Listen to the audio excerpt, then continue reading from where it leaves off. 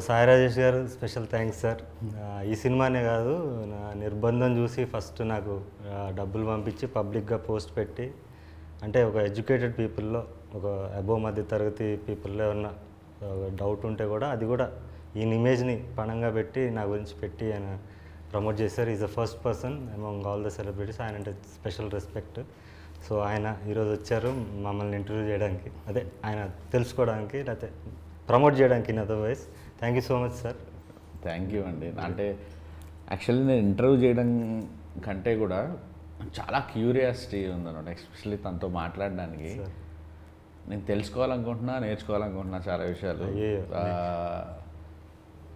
So నిర్బంధం పక్కన పెడితే, అంటే ఐ థింక్ ట్రావెల్ కష్టాలు ఇద్దరివి ఒకటే అనుకుంటున్నాను నేనంటే. నేను హృదయకాలం తీయటానికి ముందు ఏవైతే కష్టాలు పడ్డానో, నాకంటే కొన్ని 10 రెట్లు 100 రెట్లు తను ఎక్కువ పడి ఉంటాడు అనే ఒక తెలియదు నాకు కూడా. ఇప్పుడు నేను తెలుసుకోవాలి, మీ గురించి తెలుసుకోవాలి, మీ మేకింగ్ గురించి తెలుసుకోవాలి. ఇప్పుడు అసలు మీ ఎలాంటి పరిస్థితిలో ఉన్నారు, మానసిక స్థితి ఏంటి? ఎందుకంటే డైరెక్షన్ చేయడం ఒకటే కాదు, ఇన్ని క్రాఫ్ట్లు హ్యాండిల్ చేస్తున్నారు. అసలు ఎలా నిజం చెప్తున్నాను అంటే, నేను అసిస్టెంట్ డైరెక్టర్గా ప్రయత్నాలు మొదలుపెట్టినప్పుడు నేను 2005లో వచ్చాను. 2010-11 వరకు కూడా నాకు ఒక ఆఫీస్ మెట్లు ఎక్కడానికి కూడా నాకు ఏ అవకాశం రాలేదు. అసిస్టెంట్ డైరెక్టర్ అవ్వడానికి కూడా నాకు రాలేదు. కానీ ఇంత సౌండ్ సరోజ్ ఎలా చేయగలుగుతున్నాడు? నాకు ఫస్ట్ కొద్దిగా అంటే కొత్త వాళ్ళకి, ఇప్పుడు అసలు మీ గురించి తెలియని వాళ్ళకి ఒక్కసారి మీరు మళ్ళీ చాలా ఇంటర్వ్యూలో చెప్పున్నా కూడా ఒక్కసారి చెప్పండి. అసలు అంటే ఎక్కడ మీ ప్రస్థానం మొదలైంది, ఎక్కడ మీ పేరు వినిపించడం మొదలైంది, దానికి ముందు పడిన ఒక చిన్న కష్టం ఏంటి? అంటే నేను 2004లో జూనియర్ ఆర్టిస్ట్గా వచ్చాను సార్. హీరో అవుదాం అనే డ్రీమ్లో వచ్చాను. వచ్చినప్పుడు చేశాను 2-3 చిన్న సినిమాలు చేశాను జూనియర్ ఆర్టిస్ట్గా, అంటే బ్యాక్గ్రౌండ్ ఆర్టిస్ట్గా. చేసినప్పుడు నా కళ ఏంటంటే, నా కళ ఎక్కడో ఉంది, ఇది నేను రీచ్ అవ్వాలంటే నా ఇప్పుడున్న పరిస్థితుల్లో అవుద్దా అని చూశాను. అంటే ఇప్పుడు నా వెనక డబ్బు అన్నా ఉండాలి, లేదా నా దగ్గర ఒకవేళ టాలెంట్ ఉన్నా కూడా అది గుర్తించే దర్శకులు ఉండాలి, వాళ్ళతో ఒక ర్యాపో మెయింటైన్ చేయాలి, ఒక జర్నీ చేయాలి. నేను ఇంట్రోవర్ట్ బేసికలీ. సో నేను అనుకున్నది ఎలా సాధించగలను నాకు నేనుగా, నాలో ఉన్న ఇప్పుడు నేను హ్యూమన్ మేనేజ్మెంట్లో అంత ఇది కాదా, పట్టు లేదు నాకు.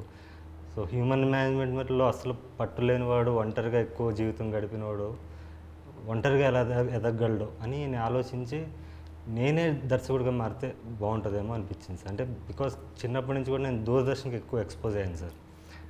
మన టైంలో అప్పుడు దూరదర్శనే ఉండేది. సో దూరదర్శన్ వల్ల చాలా ఎడ్యుకేట్ అయ్యాను నేను. దాంట్లో టెలిస్కూల్ అని ఒకటి వచ్చేది, ఈ వ్యవసాయదారుల కార్యక్రమం వచ్చేది, మంచి అవార్డ్ ఫిల్మ్స్ వచ్చేవి. దాంట్లో శ్యామ్ బెనగల్, సత్యజిత్ రే వీళ్ళ సినిమాలు వచ్చేవి. ఆదివారం మధ్యాహ్నం అనుకుంటా. మధ్యాహ్నం. సో చిత్రలహరి శుక్రవారం నైట్ వచ్చేది. సో ఇలా నేను అంటే ఇప్పుడున్న దాంట్లో ఏంటంటే మనకు చాయిస్ ఉంది. కార్టూన్ నెట్వర్క్ చూసేవాడు కార్టూన్ నెట్వర్కే చూస్తున్నాడు, మనం జంగిల్ బుక్ కోసం ఎదురు చూసేవాళ్ళం.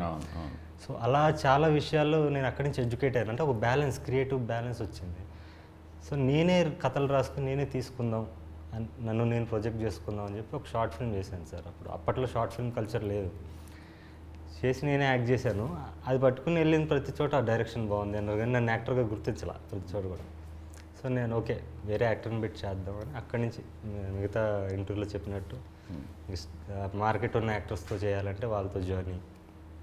సో మొదటి బ్రేక్ ఏదండి? అంటే బాగా వినిపించింది, మీ పేరు బయట వినిపించింది నిర్బంధమేనా? దాని ముందు ఆడియన్స్లో నిర్బంధం అండి. ఇండస్ట్రీలో నా మొదటి తమిళ సినిమా ఓర్కల్ ఏదైతే చేశాను, ఆ విజువల్ వండర్ అది ఇదని నాకు నచ్చింది. But even know I feel ashamed of that film. అరే ఇంత ఇమ్మెచ్యూర్గా తీసానే. అంటే ఇప్పుడు వచ్చిన మెచ్యూరిటీకి ముందు డైరెక్షన్ అంటే షార్ట్స్ అనుకునేవాడిని.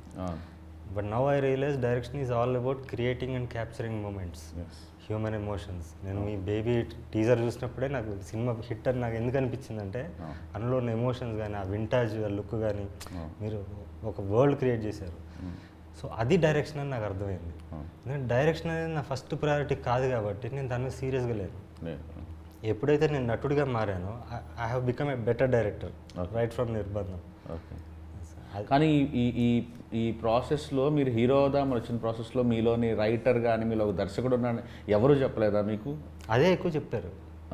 మిగతా ఇది తెలియదు కదా సార్, నేను నా యాక్టింగ్ కోషన్ వాళ్ళకి తెలియదు కదండి. Okay okay. సో అవి people recognise me and even now పెద్ద టెక్నీషియన్స్ కూడా, ఇప్పుడు రామ్ లక్ష్మణ్ ఫైట్ మాస్టర్లు కూడా, ఓకే నీ సినిమా ఫైట్ చూసే మేము వెళ్ళి మహేష్ బాబు సినిమా చేసినా, అల్లు అర్జున్ సినిమా చేసినా నీ సినిమా ఫైట్ చూసి ఇన్స్పైర్ అయ్యి వెళ్తాం అని చెప్పారు. అంత పెద్ద ఫైట్ మాస్టర్లు నేను పుట్టక ముందు చేస్తున్నారు వాళ్ళు. సో అది నాకు ఐ ఫీల్ ప్రివిలేజ్. అలాంటి చాలామంది టెక్నీషియన్స్, డిఓపీలు కానీ, ఆర్ట్ డైరెక్టర్లు కానీ అది ఇండస్ట్రీ వరకే పేరు. బట్ జనాల్లోకి ఇవన్నీ హంగులు కాదని వాళ్ళు చూసేది ఎమోషన్, వాళ్ళు కనెక్ట్ చేసుకోవడం.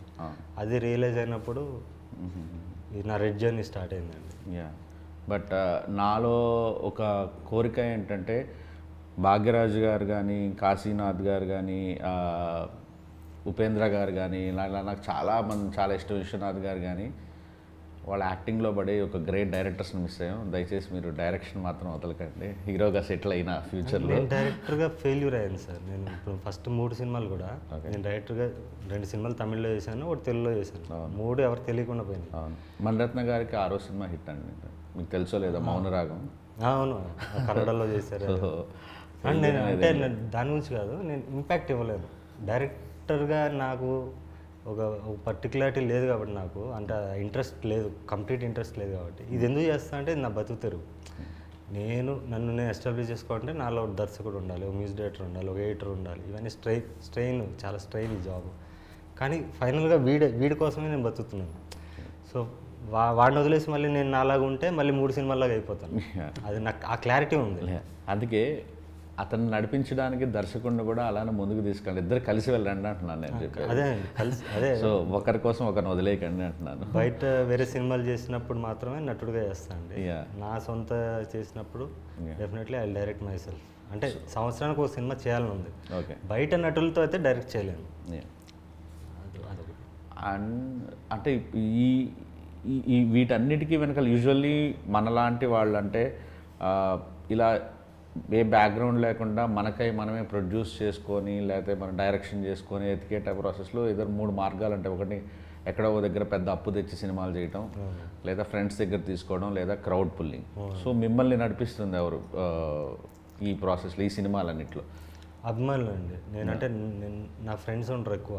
నేను చెప్పాను ఇంట్రోవర్ట్, ఒంటరిగా ఉంటాను. అభిమానులే నాకు ఫ్రెండ్స్. సో అందులో అభిమానుల నుంచి వచ్చిన మ్యాడ్ ఫిల్మ్ లవర్స్ ఎవరైతే ఉంటారో, అరే వీడు రావాలి, వీడు మన పార్ట్ మనం చేయాలి అని అందరితో కూడా 1 to 1. వీళ్ళందరూ గ్రూప్గా కాకుండా విడివిడిగా నాకు ఫండ్ చేసి అన్కండిషనల్గా నువ్వు సినిమా చేయి అనే ఒక ప్రాసెస్ జరిగింది సార్. దానన్నిటికీ కారణం నా గత 3 సినిమాలు.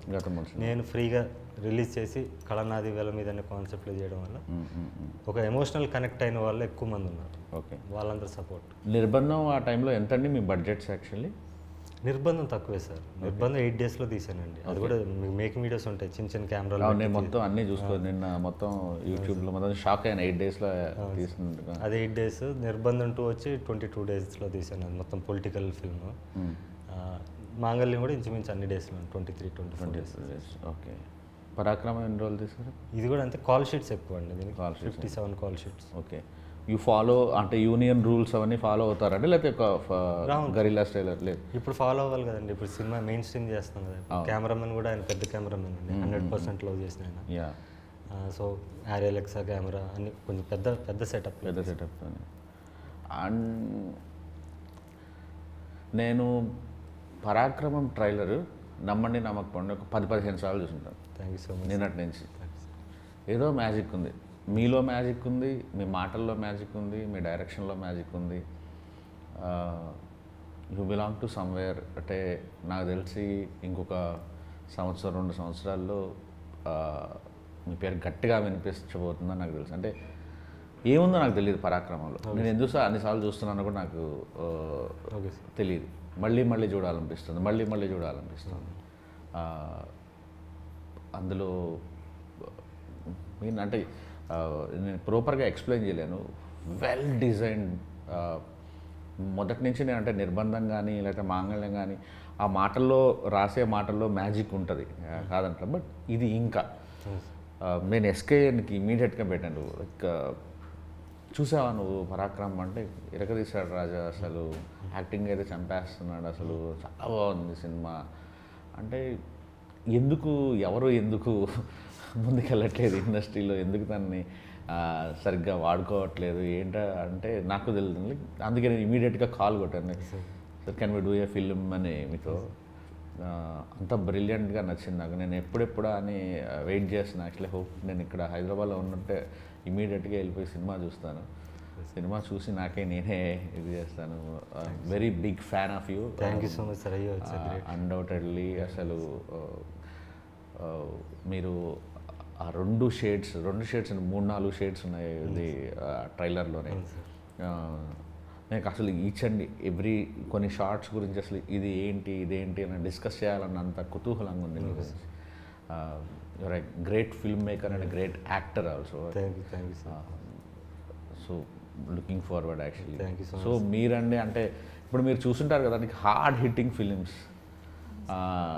తను తీసేవన్నీ ఎక్కడ భయం అనిపించలేదా మీకు? అంటే ఇప్పుడు నేను అంటే హార్డ్ హిట్టింగ్ ఫిలిమ్స్ అంటే మేము బేబీ తీశాను, ఇప్పుడు మీరు చూసుంటారు బేబీ, మా వైష్ణవికి వచ్చిన తర్వాత ఇది కానీ. సో తన ఫిలిమ్స్ కూడా చాలా మొహం మీద చంప పగలగొట్టినట్టుగా ఉంటాయి కదా. సో మీకేమనిపించింది ఆఫర్ వచ్చిన దగ్గర నుంచి కానీ, తర్వాత రేపు ఏమైనా ఫేస్ చేయాల్సి వస్తే కానీ? యాక్చువల్లీ సార్ గురించి నాకు తెలీదు. ఒక ఫ్రెండ్ తీసుకెళ్ళారు సార్ దగ్గరికి. ఒక క్యారెక్టర్ ఉంది చేస్తావంటే ఓకే అని చెప్పి చూశాను సార్ని.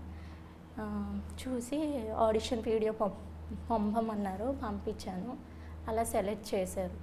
సార్ ఏ మూవీస్ తీసారో తెలియదు. తెలిసిన తర్వాత ఇప్పుడు ఏమనిపిస్తుంది? చూసాగా మంగళం తర్వాత ఏమనిపించిందని అడిగారు. భయం వేసిందా? భయం వేసిందంటే భయం లేదు. Your lucky actually. సో వీళ్ళు తర్వాత తెలుస్తుంది. సార్ నాకు మీ యాక్టింగ్ అంటే చాలా ఇష్టం. మనకి కామన్ ఫ్రెండ్స్ కూడా మనం చాలాసార్లు ఫోన్ మాట్లాడుకున్నాం. ఏంటి అసలు మీ ఇద్దరి మధ్య ఎందుకు ఇంత బాండింగ్? ప్రతి సినిమాలో మీరు లేకుండా ఎందుకు ఆయన సినిమాలు తీయట్లేదు? డబ్బులు ఏమైనా పెడుతున్నారు? సార్ గొప్పతనం అనుకోండి, అదృష్టం అనుకోండి. డబ్బులు నేనేం పెట్టట్లేదు సార్, డబ్బులు నేనేం పెట్టట్లేదు. నేను ఊరినే వచ్చేటప్పుడు మళ్ళీ ఒకసారి రివిజన్లా ఉంటుందని ఊరినే అలా కొన్ని చూసుకొని వచ్చానమాట. నిర్బంధానికి అన్నీ ఏంటి సార్ ఎందుకని ఆయనతోనే చాలా ఫస్ట్ నన్ను అంటే బాండింగ్ ఉందండి మా ఇద్దరి మధ్య. అంటే ఫస్ట్ ఆయన ఆడిషన్కి వచ్చారు. నేను నిర్బంధం ముందు ఒక సినిమా అనుకున్నాను, దానికి ఆడిషన్కి వస్తే ఈయన లుక్ నచ్చింది నాకు. ఆడిషన్ చూసా పర్ఫార్మెన్స్ చాలా బాగా చేశారు, రియలిస్టిక్గా చేశారు, ఈయన బాగుంటుంది అనుకున్నాను. తర్వాత ఆ సినిమా కరోనా వచ్చింది, ఫస్ట్ షెడ్యూల్ తర్వాత ఆపాను సార్. నిర్బంధం స్టార్ట్ చేసినప్పుడు నాకు అశోక్ అన్న క్యారెక్టర్ క్రియేట్ చేసినప్పుడు నాకు ఈయన గుర్తొచ్చారు. ఈయన గుర్తొచ్చాక చెప్పాను, ఇలా ఉంది సార్ ఒక క్యారెక్టర్ ఉంది, ఇలా రేపిస్ట్ క్యారెక్టర్ అది అని చెప్పారు. పైపైన చెప్పాను, నాకే తెలీదు ఐడియా నేను చేయబోతున్నా అని. ఓకే సార్ చేద్దామన్నారు. వచ్చాము. ఆ ఫస్ట్ సీన్ అమ్మాయిని రేప్ చేసే సీన్ ఉంటుంది కదా సార్ అక్కడ, అది ఫస్ట్ డే. ఆయన ఒక అబ్జెక్షన్ పెట్టలేదు. ఆయన యాక్చువల్లీ ఒక road contractor, above middle class family, 2 daughters ఉన్నారు, ఎడ్యుకేటెడ్ ఫ్యామిలీ. వాళ్ళ అన్నయ్య వాళ్ళ తమ్ముడు కూడా డైరెక్టర్, కెమెరామెన్ కమ్ డైరెక్టర్ ఆయన. సో ఆయన ఎక్కడ అబ్జెక్షన్ పెట్టకుండా ఎక్కడ ఒక్క క్వశ్చన్ చేయలేదు, బ్లైండ్గా ఫాలో అయిపోయాడు ఆయన. అంటే ఆయన చూస్తేనే ఏదో అప్పటికి నేనేమి కాదు, అట్లీస్ట్ ఈ రోజంటే చిన్న ప్రొఫైల్ ఉంది, అప్పుడు ఏమి కానివ్వండి ఆయన ఇంత ఆరాధించి నమ్మేసి ముందుకు వచ్చారు అనేది అదొక ఉంది. అఫ్కోర్స్ ఆయన నమ్మిన దానికి ఆయన ప్రతిఫలం వచ్చింది, బట్ ఆ జెన్యూనిటీ నచ్చిందండి. సో ప్రతి సినిమాలో ఈయన ఉండాలి అనేది ఒకటి అయిపోయింది మైండ్లో. ప్రతి డైరెక్టర్కి మీలాంటి వాళ్ళు ఉండాలి సార్. యాక్చువల్లీ ఉన్నారు, నా లైఫ్లో కూడా అలా ఉన్నారు. నేను దీంట్లో అయితే ఆయన క్రియేట్ చేశాను. నేను యాక్చువల్లీ గెడ్డం కంటిన్యూటీ ఉంది, ఎవరితో సినిమా అన్నారు, చిరంజీవి సినిమా ఏదో. నేను చెప్తాను సార్. చెప్పండి. అదే సార్ ఒకసారి ఫోన్ చేసి ఇట్లా సినిమాలో ఒక పోలీస్ క్యారెక్టర్ అనుకుంటున్నాను అన్నారు. అన్న తర్వాత నేను వేరే మూవీ ఒకటి పీపుల్స్ మీడియా వాళ్ళది అనుకుంటే వెబ్ సిరీస్ స్టార్ట్ అవుతుంది అని చెప్పి వాళ్ళు ఓ లుక్ కూడా పంపించారు సార్. అంటే గడ్డం కొంచెం ఎక్కువ ఉంటుంది, ఆ గడ్డం పెంచండి, ఒక 2-3 మంత్స్ పెంచండి, పెంచిన తర్వాత స్టార్ట్ చేద్దామని అన్నారు. ఆ టైంలో సార్ ఫోన్ చేస్తే సార్ ఇట్లా మరి గడ్డం ఉంది సార్, వేరే మూవీ ఇట్లా ఒకటి అంటే వెబ్ సిరీస్ ఒకటి ఆఫర్ వచ్చింది. లేదు సార్ మీరు వదులుకోకండి, నేను వేరే ఆప్షన్ చూసుకుంటానని అన్నారు. పెట్టేశారు ఫోన్. నాకు ఒకటే ఆలోచన, అరే ఇది మిస్ అవుతుంది అని ఆలోచన ఉంది నాకు లోపల. తర్వాత కరెక్ట్గా 2 రోజులకు మళ్ళీ ఫోన్ చేశారు. ఫోన్ చేసి సరే ఏం కాదు, నేను క్యారెక్టర్ మారుస్తున్నా, పోలీస్ క్యారెక్టర్ గడ్డంతో సిక్ పోలీస్ క్యారెక్టర్ చేసేద్దాం దాన్ని అంటే నాకు అసలు ఎంత సంతోషమైందంటే, అంటే నా కొరకు ఒక క్యారెక్టర్ మార్చేసిండ్రు అంటే అది చాలా నేను గొప్పగా ఫీల్ అయినా సార్. అంటే నాకు నేను గొప్పగా ఫీల్ అయినా అసలు. అది చాలా నాకు వడ్డించేవాడు మనవాడైతే ఎక్కడ చూసింది ఆయన, మీరు కావాలనుకున్నారు కదా సార్. కానీ లుక్ కూడా యూస్ఫుల్ అయింది సార్. ఇప్పుడు మొత్తం సింగ్ గెటప్ ఉంది కదా సార్, సర్దార్జీ గెటప్. సో సార్ అంటే మీరు చెప్పండి, అంటే what kind of film maker you are, అది నాకు తెలుసుకోవాలనుకున్నా. అంటే మీకోసం మీరు సినిమాలు తీస్తారా, జనంకి నచ్చాలని సినిమాలు తీస్తారా, ప్రొడ్యూసర్కి డబ్బులు రావాలని సినిమాలు తీస్తారా, 3 బ్యాలెన్స్ చేయాలనుకుంటారా? రెండోది సార్, జనాలు నచ్చాలి. జనాలు నచ్చితేనే ఆటోమేటిక్ మనీ విల్ ఫాలో కదా సార్. ఎక్కువ మంది జనాలు నచ్చాలి ఆబ్వియస్గా.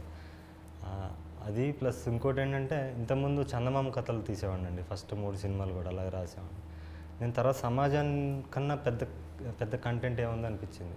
సమాజంలో ఉన్న కంటెంటే చాలా ఎక్కువ ఉంది, మనకు సొంతంగా రాయాల్సిన అవసరం లేదు అనిపించి దీంట్లోంచి ఇన్స్పైర్ అవుతూనే నా ఐడియాలజీని ఎంబెడ్ చేస్తూ నేను కథలు రాయడం మొదలుపెట్టానండి. అందుకని on location off the cuff రాస్తున్నాను. అంటే సినిమా స్టార్ట్ చేసినప్పుడు క్లైమాక్స్ ఏంటో తెలియకుండా స్టార్ట్ చేశాను మొదటి సినిమాలో. అలా స్టార్ట్ అయిందండి.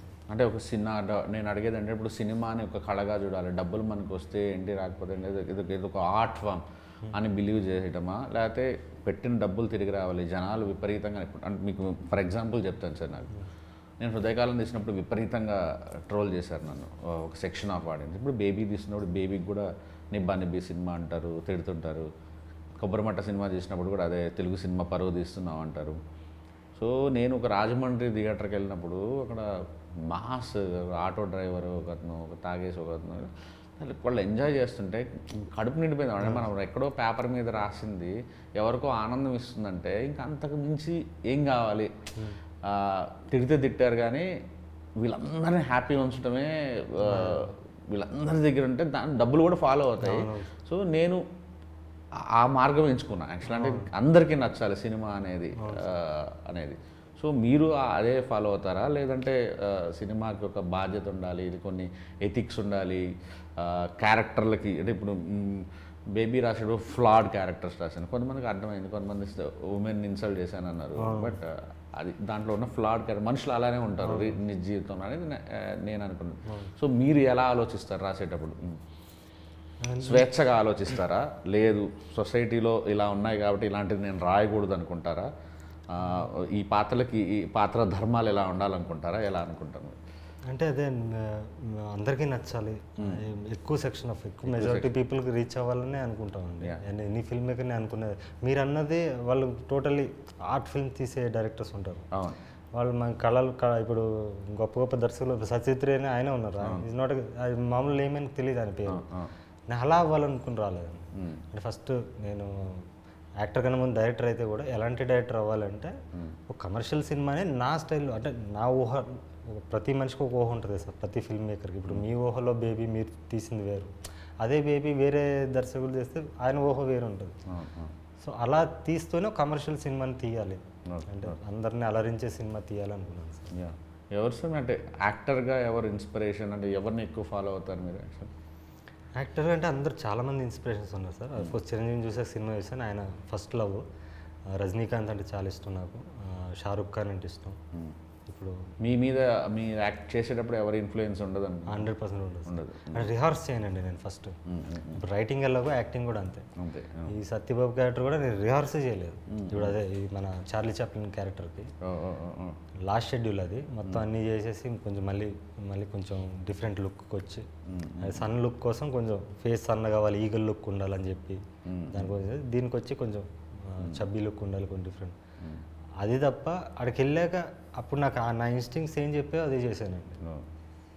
నాకు చార్లీ చాప్లిన్ క్యారెక్టర్ విపరీతంగా నచ్చింది. మా ఎస్కేఎన్కేమో క్రికెట్ అంటే సినిమా చూశాడు కాబట్టి తను ఆ ఎంటైర్ ఆ లుక్లో ఉన్నదంతా తనకి విపరీతంగా నచ్చిందని చెప్తున్నాడు. నాకైతే ఈ చార్లీ చాప్లిన్ అంటే what a great actor your అనిపించింది యాక్చువల్లీ.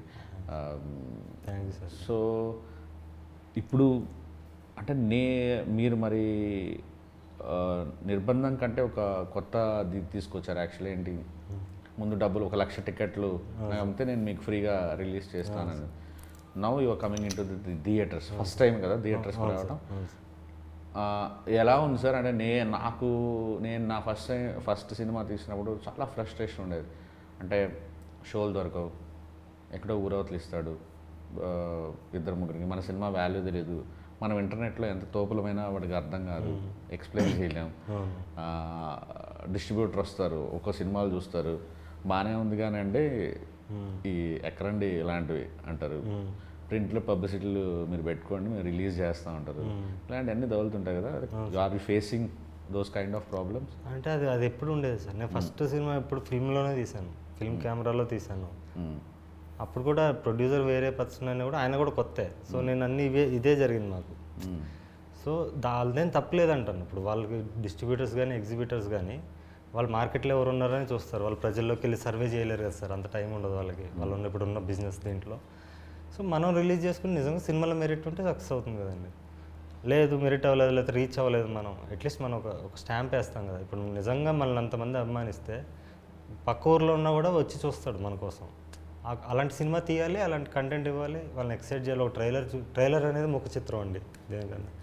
సో ట్రైలర్ చూశాక వాడు అందులో ఉన్న మూమెంట్స్ని సినిమాలో చూడడానికి వస్తాడు అనే కాన్ఫిడెన్స్తో చేస్తున్నానండి. సో ఇప్పుడు పరాక్రమకి మీకు రిలీజ్ అంతా స్మూత్గా ఉంది, అవును సార్. అసలు ఎటువంటి డిస్ట్రిబ్యూషన్ సైడ్ కానీ ఎగ్జిబిషన్ సైడ్ కానీ ఎటువంటి లేదు. ఎస్కేఎన్ గారు ఉన్నారు వెనక, ఆ ప్రాబ్లం లేదు. హ్యాపీ. ఎస్కేఎన్ గారు ఉంటే ఇంకా పెద్ద తలకాయ ఉన్నట్టు యాక్చువల్లీ. అండ్ ఐ థింక్ ఇలాంటి ఫిలిం అందులో నా ఫేవరెట్ డేట్ రోజు రిలీజ్ అవుతుంది, మా బాస్ బర్త్డే రోజు కదా అది. అండ్ సో నాకు ఒక్కసారి పరాక్రమం ఎందుకు చూడాలి? ప్రతి మనిషి కామన్ మ్యాన్ అంటే నేను అంటే నాలా బతికేయడం ఈజీ సార్. ఒక ఫోకస్ ఉండి ఒక ఇది ఉండి దానికోసం బతకడం ఈజీ. ఒక కామన్ మ్యాన్ అనేవాడు వాడు ఎన్నో కాంప్రమైజెస్, వాడు డ్రీమ్స్ని కంట్రోల్ చేసుకుని ఫ్యామిలీ కోసం ఇంకేదో బాండింగ్ కోసం బతుకుతుంటాడు. వాడు రోజు ఎంతోమందిని ఫేస్ చేస్తుంటాడు. వాడిని ద్వేషించేవాడు ఉండొచ్చు, వాడిని కమెంట్ చేసి ఒక బాస్ ఉండొచ్చు, వాడిని ప్రేమించి మోసం చేసిన వాళ్ళు ఉండొచ్చు, గెలిచిన ప్రేమ ఉంటుంది, ఓడిపోయిన ప్రేమ ఉంటుంది, గోతులు తగ్గడం ఉంటుంది, ఇలా రకరకాల క్యారెక్టర్స్ వాడి చుట్టుపక్కలే ఉంటారు. వీళ్ళందరినీ దాటుకుని వాడు జీవిస్తుంటాడు, లీడ్ చేస్తుంటాడు. కానీ వాడు ఊహలో మాత్రం వాడిని ఒక హీరోగా ఊహించుకుంటాడు, వీళ్ళందరినీ ఇలా కొట్టాలి, ఇలా తన్నాలి, ఇలా చేయాలనుకుంటాడు. సో అదంతా నేను సినిమాలో చూపించాలనిపించింది. సో లోవరాజ్ అనే మళ్ళీ కామన్ మ్యాన్కి ఏముంటుందంటే పుష్ప, కేజీఎఫ్ లాంటి సినిమాలు చూసి ఎంజాయ్ చేస్తారు, కానీ నేను వాళ్ళగా అవ్వాలనుకోరు.